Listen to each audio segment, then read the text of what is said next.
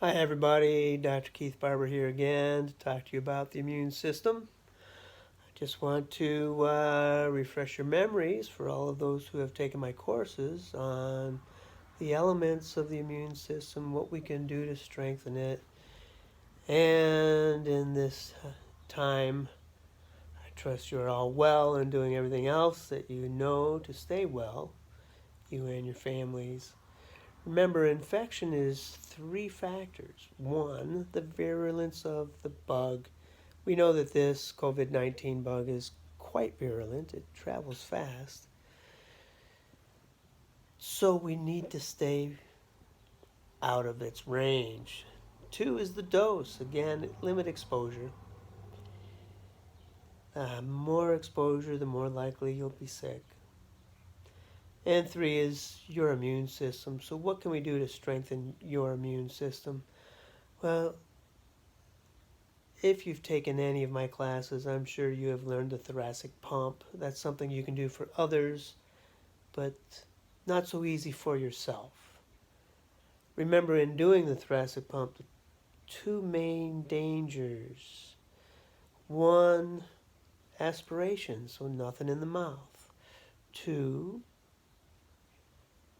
damage to the rib cage. You don't want to cause more difficulty breathing, so make sure you've passed the test and are able to pull without pushing, and make sure your family member will tell you if you are pushing too hard.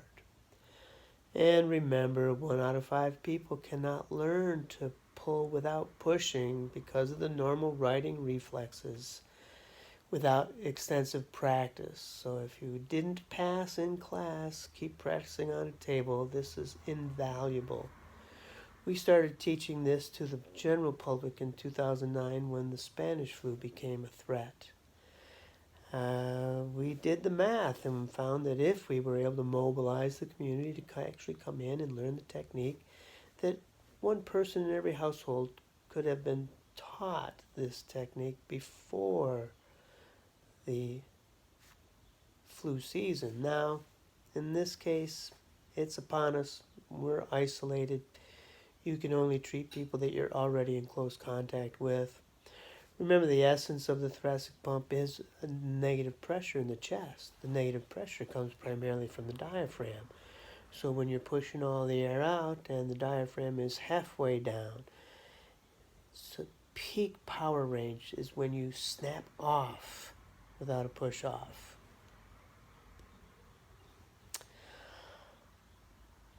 For yourself, you may be able to facilitate lymphatic flow by simply doing your deep breathing exercises. And remember, there's a million breathing exercises. They're all good.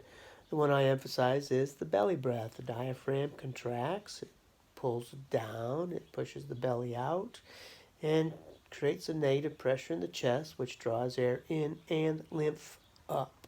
So, big, sharp inhalations. And remember, a sharp exhalation can unload stress from the body. Shook the camera, sorry. So do the breathing exercises.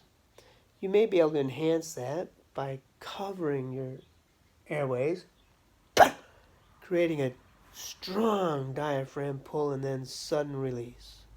Get your lymph flowing so that the information from the interstitial spaces and the periphery gets into your circulation, so your white blood cells know what to attack and your thymus gland knows how to prepare for the new bug. Keep the lymph flowing. Remember the self-healing exercises. When you release adrenaline-like energy, also known as rage, not out of control anger, then you unload autonomics.